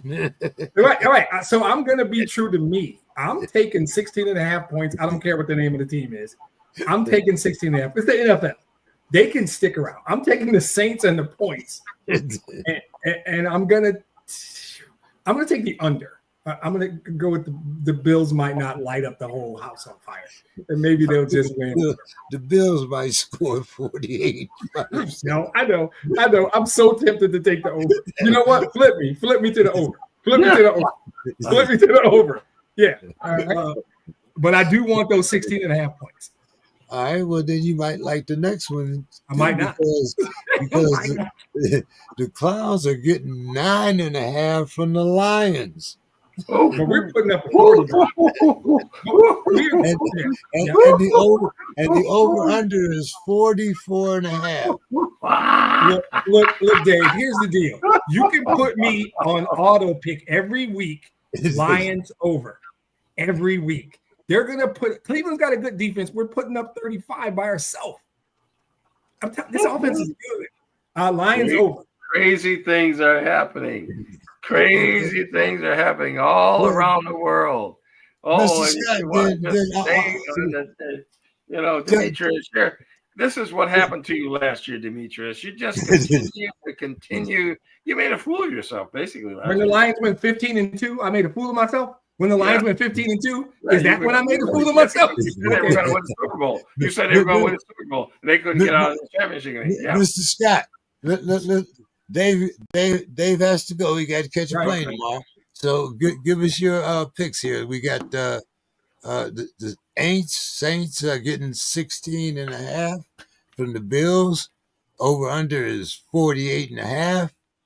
And then you got the Clowns getting 9.5 from the Lions. And the over under is 44.5. Okay, Bills over. And I'm taking Cleveland to cover. I'm not saying to win. So Demetrius, just settle down. I'm just saying that you'll cover. Fence sitter. They'll cover it. Went over. That is weak. Well, you Cover it over. Demetrius, you took the 16.5 now. So, Mr. Scott, what do you think about that 16.5? Well, that's total disrespect. You took the Bills. You took the Bills, didn't you? That's just total disrespect. He took the This is a professional team, a professional team with professional people, and so that's so yeah, that's what I think about it. So you took the Bills in the over or the under? I took the Bills in the over. No. I took the cover, the 16. Okay, so you took the Saints. And No. We're getting these two games mixed up. I took the Buffalo and over. Okay. Buffalo's playing the Saints. They're giving Buffalo's playing the Saints, and they're giving them 16.5. That's fine. They're no good. They're no good. They're ain't good. All right. Who? Don? So I'm gonna go. I'll go Buffalo in the over. And I'm gonna go Detroit in the over. I'm going to follow Don, Dave. Go ahead, Dave. I think it's your pick. I'm sorry. That was Bill. Bill's been sitting backstage. Oh, okay. Is Bill back there? Oh, okay. Yeah. Let me see. What were the last picks? The Saints getting 16.5 from the Bills. Over under is 48.5. And the Clowns. Who made the last picks? I did. Who was that? What did you take? I had the Bills in the over and the Lions in the over. Okay. And then James, who did you take? I followed Don. Okay. And then I have I'm going to take Buffalo, but I'm going to take the under. I could see like a 30-0 game, something like that. And then I'm taking Cleveland in the under. Whatever. And they got a good defense, and I don't think that they're going to win, but I think that they might cover. All right. Bill, how you doing? We're going to let you catch up here. Great. Thank you. Okay, so the first game is the Seahawks. They're getting 1.5 from the Cardinals. Over under is 43.5. Yeah, I'll take the Seahawks and the under. Okay. The Vikings are giving the Steelers 2.5. Over under is 41.5. Yeah, I will take the Seahawks and the over.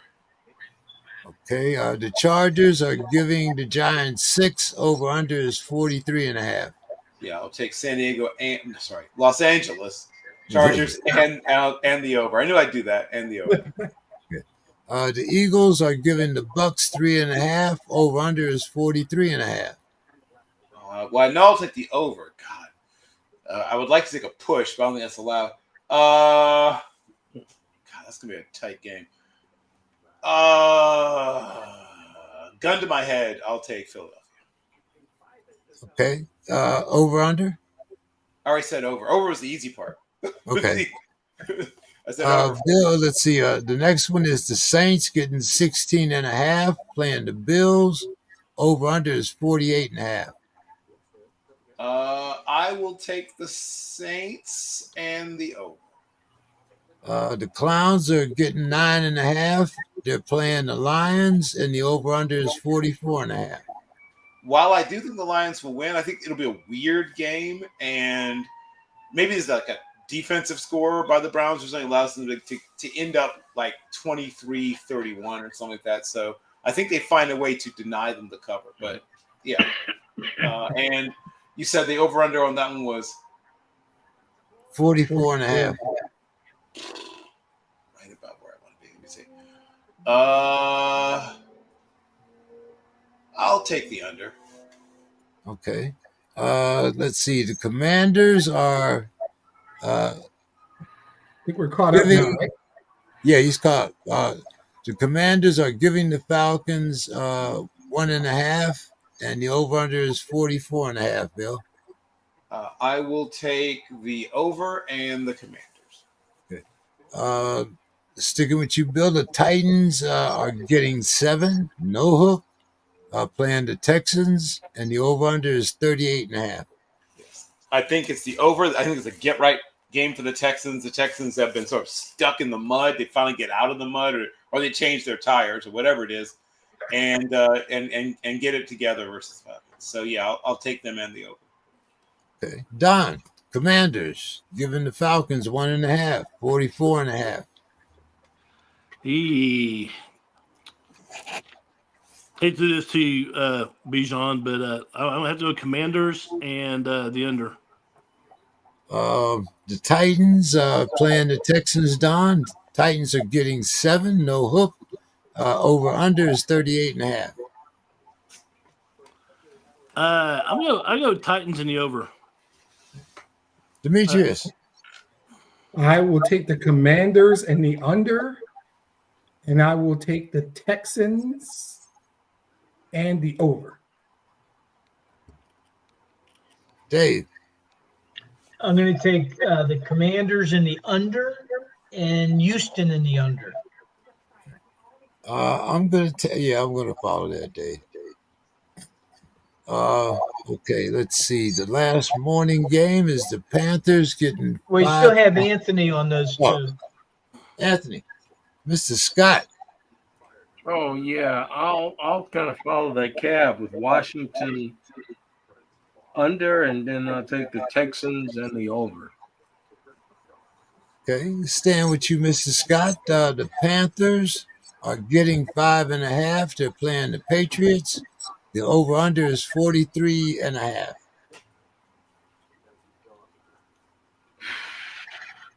I'll take Carolina in the under. And the first of the Sunday afternoon games, Mr. Scott, the Colts are getting 3.5. They're playing the Rams, and the over-under is 49 and a half. Boy, that's kind of, I've always liked the Rams, but they seem like they're on their downside now. And Indy seems to be kind of rising. I don't know, Daniel Jones, do I really want to ride Daniel Jones bandwagon? But I got to take Indianapolis, and I'll take the over. Bill. Okay, so the last two games you said were? The Panthers are getting 5.5. They're playing the Patriots. The over-under is 43 and a half. The Colts are getting 3.5. They're playing the Rams, and the over-under is 49 and a half. Oof. Okay, I'll go in reverse order. I will take the under and the Rams, and I will take. Oh boy, that's an ugly decision. Yeesh. I got a coin. You know what? I'll take the Patriots, and the over/under was 40. What? 43 and a half. And the under. I'm going to take the Patriots and the Rams, Dave, and I'm taking the under in the Pats and the over in the Colts. Don. Give me the first game again. The Panthers are getting 5.5, and they're playing the Patriots. The over/under is 43 and a half. I'll go Panthers and then the under. And the Colts and the Rams. Over/under is 49 and a half. The Colts are getting 3.5. I'll go Colts and the under. Demetrius. Patriots and the under. Rams and the under. Dave. I'm going to take Carolina in the under and Indiana in the over. Okay. Let's see. Staying with you, Dave. The Jaguars are getting 3. No hook, just 3. Against the 49ers, and the over-under is 47.5. Jacksonville in the under. And then we got the Ratbirds and the Chiefs. And the over-under is 48.5. The Chiefs are the home team. And I went back and forth on this. I'm going to take Baltimore in the under. This is an important game for Baltimore. So I'm going to take Baltimore in the under. Demetrius. Jacksonville and the under. Baltimore and the under. I'm going to take Jacksonville and the under, and I'm going to take the Chiefs and the over. Mr. Scott. Boy, I guess out of habit, I still got to roll with the Chiefs until they're knocked off. You know, nobody like Detroit's not going to knock them off. Nobody, them teams are going to knock them off. So I got to go with the Chiefs. And, boy, I'll go with the under. Okay. And what about the Jags with only 3 against the 49ers? Over-under is 47.5. Remember, the 49ers are without Bosa, and they're also without Kittle. That's a similar thing. Taking these people on reputations, it just gets really, see, I can always go against Detroit and them kind of teams because they don't have a reputation. And so I'll go with San Francisco and the under. Okay. We got everybody, Dave? Bill? We need Don and Bill. Bill? I'll take Jacksonville in the over, and I will take the Chiefs in the over. Don? I'm going to go Jags in the under and Baltimore in the under. Okay. You got mine, Dave? I have you as Jacksonville in the under and Kansas City in the over. Right. Okay. Let's see. Who did I leave off with? Don? Were you the last one, Don? Yes. Okay. The Bears giving the Raiders 1.5, and the over-under is 47.5. Are they playing at Chicago? Nope. They're playing at the Raiders. Damn. Caleb screwed me last time with Dallas. You know what? I'll go black fingers, finger paint. Let's go Bears in the under. Okay. And what's the other one? Last one? The other one is the Packers. Ooh. And they're giving the Cowboys 7. No hook, just 7. And the over-under is 47.5, just like the last one. You know what? I'll go Packers in the over. Screw it. Screw you, Cowboys. I'm going to take the Packers and the over also, and I'm going to take the Bears and the under. Bill? I'll take the Bears in the over, and I will take the Packers in the under. Demetrius? I'll go black finger paint in the under, and the Packers and the under. Yeah. Mr. Scott? Well, I'll go the Bears. Mr. Fingernail Man and the over. And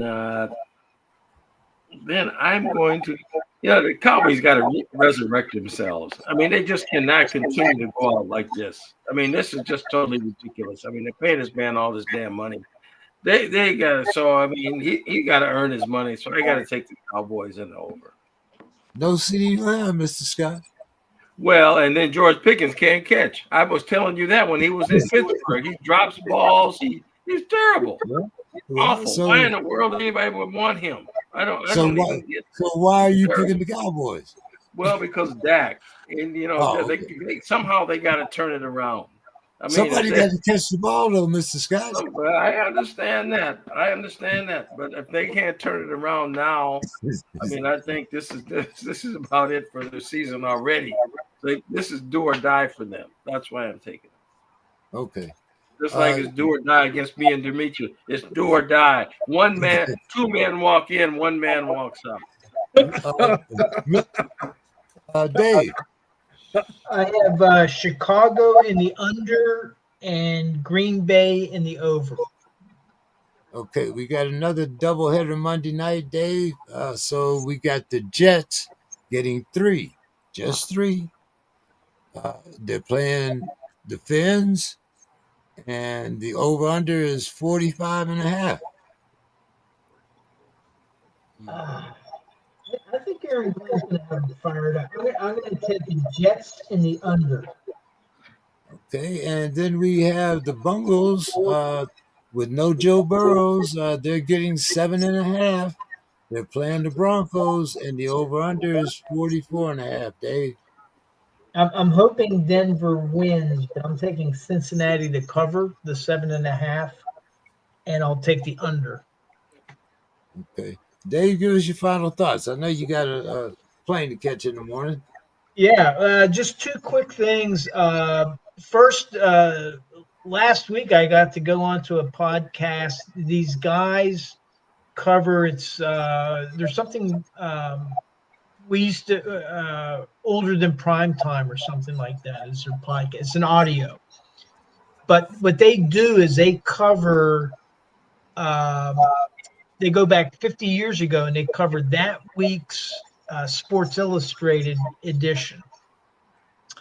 And so, and whoever was on the cover, and Joe Green was on the cover. So I went on with Alex Kozora and we talked about the 1975 Steelers. The thing that struck me, though, we talked about a lot of stuff, but what I noticed when I was like going through the statistics, the Steelers had 43 guys on that roster, and they finished with 43. And they had 2 guys that were on injured reserve, but they never played a game. So it sounds like they were hurt in practice and never played. But they got through 14 games plus the playoffs with 43 players. And I look at all the players going on IR today and all that, and I just wonder how these teams did it back then. You know, I know that they played hurt and, Terry Bradshaw was getting concussed. Joe Green was having to carry Lynn Swann off of the field after against the Raiders, the Ice Bowl. But they somehow did it. So to me, that was really interesting. But tomorrow I'm heading off to Dublin, and I'm looking forward to the game. There'll be a lot of Steeler fans there. I guess that there will be a lot of Vikings fans as well. But And you really said you looking got forward to tickets, the right, Dave? have tickets, yeah. So there's been some problems because they don't use it's Ticketmaster, but you have to use Ticketmaster Ireland, and because Ireland does not allow reselling of tickets, they didn't issue. We bought the tickets back in as soon as they announced the schedule. This was back in May. Well, they just issued the tickets a couple days ago, and people are having problems because you have to open up the whole separate account. But I do have the tickets. I'll be in at the game, and I'm looking forward to it. Be All safe. right, send us back some pictures, Dave, as always. I'm sure they won't be like the Buffalo pictures you sent, but we'll Did we get enjoy all the them. picks in, James? No, we haven't got all. Let's see. Okay, before Dave dipped out on us, I wanted to make sure. Go ahead, Demetrius. For me, Jets and the under, Broncos and the over. Final thoughts. Oh, me. Oh, I didn't know we got off. So for me, I think that. I got to really take off. Yeah, I thought we were just letting Dave go early. All good. What I'll do is I'll catch a recording or something to get the last few picks. Okay. Take care, guys. Yeah. Have fun. All right, cool. So one of the things, the NFL fan, and there's one on this podcast in particular who fits what I'm about to talk about, but I'm not talking about him. I'm actually talking about a dude I work with. We live and die this thing every week.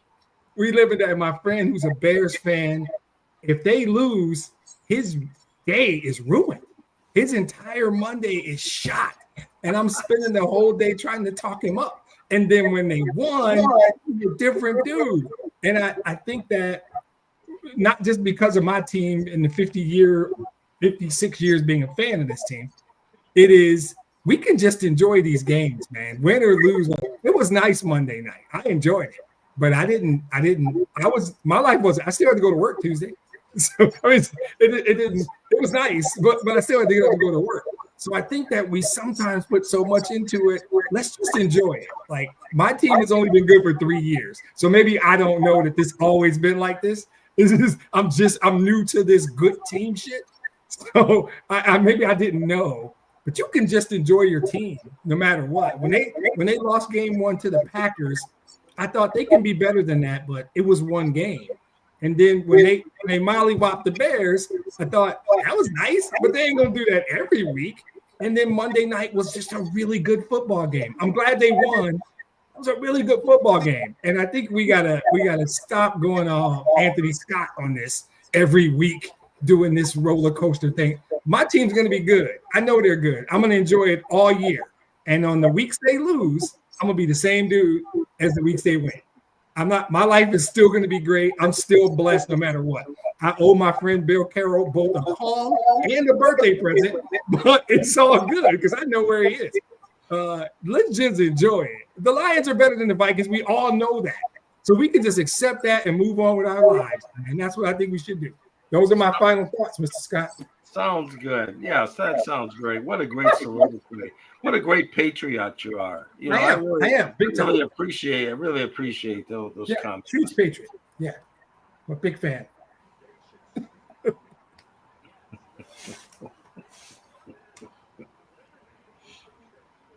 I'm good. I'm good. So Bill, Don, feel free to go next. Whoever, Mr. Scott, you can go next. I might have left you speechless though. So I don't know. Oh yeah, I have no problem going next. You know, I mean the Vikings. You know, this is going to be a very interesting football season. I mean, the Vikings beat the bejeebers out of Cincinnati. I mean, they just beat the bejeebers out of them. You know, it's like when you used to have toys.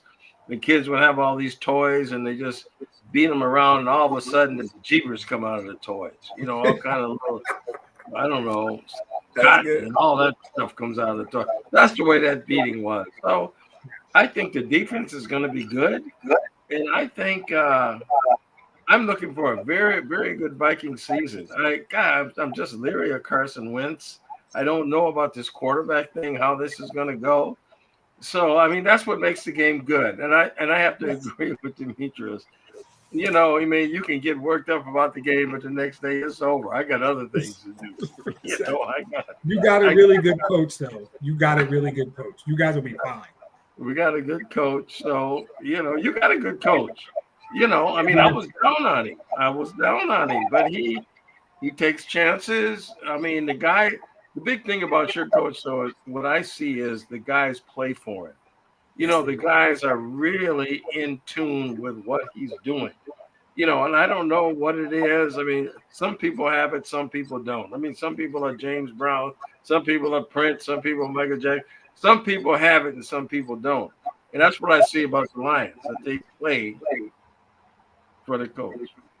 O'Connell's a good man too, but boy, when you're picking up people, you know, during the course of the run, it's a tough deal. It's a tough deal. So, but we'll see. I still think we're better than the Lions, though. It'll be fun. It's going to be fun all season. Mr. King, you're muted. I don't know if you know that.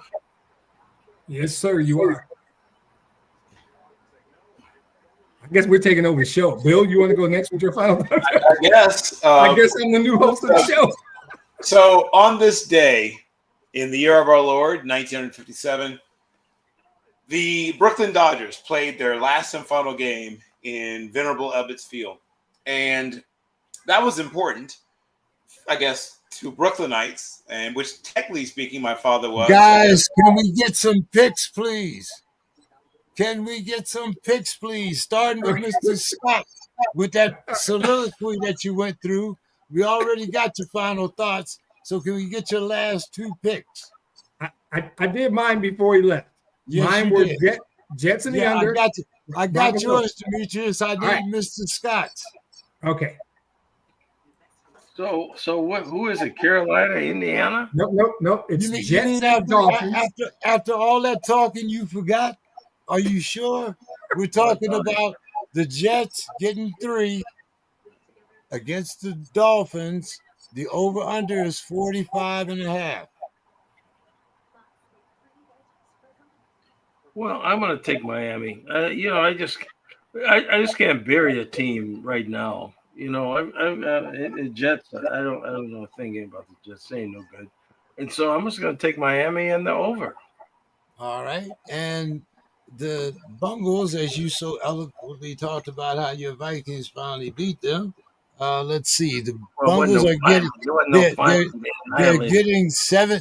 They're getting 7.5, and they're playing the Broncos, and the over/under is 45.5. Yeah, Denver will annihilate them just like the Vikings did, and they'll go under. Okay, they're no good. Bill, give me your picks and your final thoughts. I will follow that cap. I'm in full agreement with the gentleman from the land of 10,000 lakes. All right. As I was saying, on this day in the year of our Lord, 1,957 years, 1957, the Brooklyn Dodgers, formerly the Superbas, formerly the Bridegrooms, and at one point even the Robins, if you want to go back into their history of that team, finally the Trolley Dodgers, which is really shortened to Dodgers, played their last and final game in Venerable Ebbets Field. And of course, this mattered to all Brooklynites, which technically speaking, my late father, he was born in Brooklyn, in Brownsville, though he grew up in Virginia. And he had as his maximum sports hero, his number one sports hero was Jack Roosevelt Robinson. And while he continued to follow the Dodgers when they moved to the West Coast, it was never quite the same. And my father's love for baseball didn't diminish, but I think a level of passion that he once felt for the game diminished as well. And as I've mentioned before, the social importance of Jack Robinson will never, ever, ever be forgotten, hopefully. But I think people forget just how great an athlete he was. I mean, when people make lists of the greatest all athletes of all time and I don't see his name on them, it bothers me because this is a person who would have been the odds-on favorite to win at least a couple of gold medals in the Olympics. Could have been a professional football player, probably would have been one of the better professional football players of his era. People who saw him play football were amazed. I mean, this is when 5'11", 3/4, and 207 pounds was a bigger person than it is now, obviously. And he outran everybody, right? The only people he ever played with or against that he couldn't outrun was his own younger brother, Mackie, who did win a silver medal in the Olympics in the 200 meters. So the Robinson brothers, were unbeatable. But he was such a great athlete that he basically saw tennis as a teenager, right? For the first time, watched people play tennis, played a little bit, and then won a Negro Juniors title, barely understanding the rules of the game. That's the kind of athlete he was. And his social/political importance, though his legacy is complex, he clashed at times with younger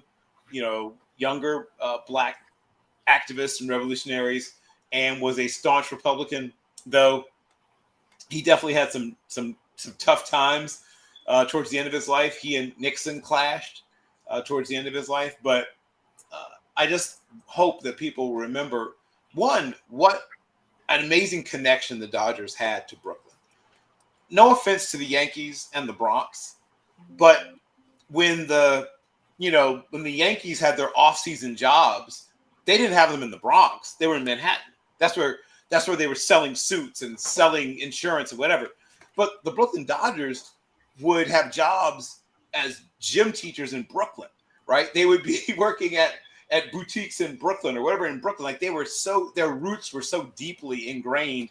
And Brooklyn is still a great place. And I lived in Crown Heights for 7.5 years, but it's not the same. And many times I would visit the site where Ebbets Field used to be, and I have pictures somewhere of the plaque that I sent to my father while he was still alive. But I hope that when the story of all of this is told, that people will remember that at one point, Brooklyn was the center of the baseball universe, at least in part because of the Brooklyn Dodgers. And that is my final thought. If I can just add one thing, there is a documentary called Ghosts of Flatbush. Yes. Must see. It is one of my top 2 or 3 favorite sports documentaries of all time. Ghosts of Flatbush is worth it. Don, take us home here. Your picks and final thoughts. So I'll go Dolphins in the under. Okay. And what's the other one? The Bronx? No, wait. The Bungles against the Broncos. The Broncos are giving the Bengals 7.5, and the over/under is 44.5. I go Bronx in the under. And your final thoughts? Well, let So me my get mine. I'm taking the Jets, and I'm taking the Broncos. I'm taking the over on the Broncos and the under on the Jets. The Jets. So, final thoughts, Don. So final thoughts. We touched on just a little bit earlier about the firing of Mike Gundy at Oklahoma State. Yes. As y'all know, I think y'all should be common knowledge that my nephew actually played for Gundy at Oklahoma State. Good friends with Mason Rudolph. And so he knew Tyreek Hill before Tyreek got kicked off. But anyway, I think Oklahoma State is the poster child of what happens when NIL and transfer portal meet. I'll give you an example. I don't know if y'all ever been to Lubbock, Texas. Lubbock, Texas is one of the ugliest cities in the world. No, not the world. One of the ugliest cities in North America, right? Much better. Stillwater isn't much better. Okay. Stillwater is a little bit smaller. There is more grass and trees in Stillwater than in Lubbock. Lubbock has tarantulas, scorpions, and sand. But here's the thing. Oklahoma State had a very wealthy benefactor named T. Boone Pickens, who died a few years ago. And there's no booster in Oklahoma State willing to pony up the money. Texas Tech, hard to get recruits there, but they have a billionaire, Dave Campbell, and he bought them a pitcher in softball, almost won the national championship, and he's buying himself a football team. Oklahoma State just fired their coach. I think they're 1-3, 1-4 right now, and then Tech is undefeated. So just to show you what money can do. So, Coach Gundy, he's I'll always be appreciative that he gave Austin a chance to shine, and Austin loved the guy, and I hate to see him go out that way. I wish he could choose his own path, but on the other hand, he's been making some coin just sitting doing nothing. I've actually drove by his house once. He lives outside Stillwater. He has his own hunting lease, so he can go hunt and fish and do all that stuff that they do in Oklahoma and get paid to do it. So God bless you, Coach. Thanks for everything. All right, guys. Well, hey, we got through another Wednesday evening, and I appreciate everybody, and I'm looking forward to next week. So have a good night, and let's enjoy the games that are taking place this weekend. So, Mr. Scott, we're going to have either there'll either be tears or else there'll be a ringing in gnashing of teeth. This either by you or by me. So we'll see how that works out. It'll be very exciting, very exciting. I usually come up on top. I just wanted you and Demetrius to know that. I mean, my record is very sterling. I have a very sterling record. Victories. I have trophies lined up around the house. I beat this guy. He was this judge, a friend of mine. I think he's so great because he's a judge and he makes calls in tennis because he thinks he can make the call because he's a judge. Well, I beat him in chess in 3 moves. And so his wife was there when I beat him. And so he's been begging for a rematch. And I'm like, I should call Guinness Book of Records. I beat you in 3 moves. And he says he's some kind of championship at the Michigan State Law School. He was beating everybody in chess. And I beat him in 3 moves. He's demanding a rematch. Why would I give him a rematch? I got a guy, Mr. Scott, that was on my show last night. His name is Masada. He says he knows a little bit about chess. Maybe I hooked it to I'm not defending any. I'm not defending. I retired a champion emeritus. Oh, if you beat okay. somebody with 3 moves, if you beat him in 3 moves, I got to call Guinness Book of Records to see if anybody's ever even done that. Because you really need to call somebody about 3 moves. I got to see that one. But anyway, have a good night, everybody, and I'll see everybody next week. Y'all have a good night. I'm the best in here. All right. Have a good night. All right. Mr. Scott, you got to come on our Monday show. I see you. Bill, you was a little late tonight, huh? Well, I had another commitment. I texted you. Yeah, I know.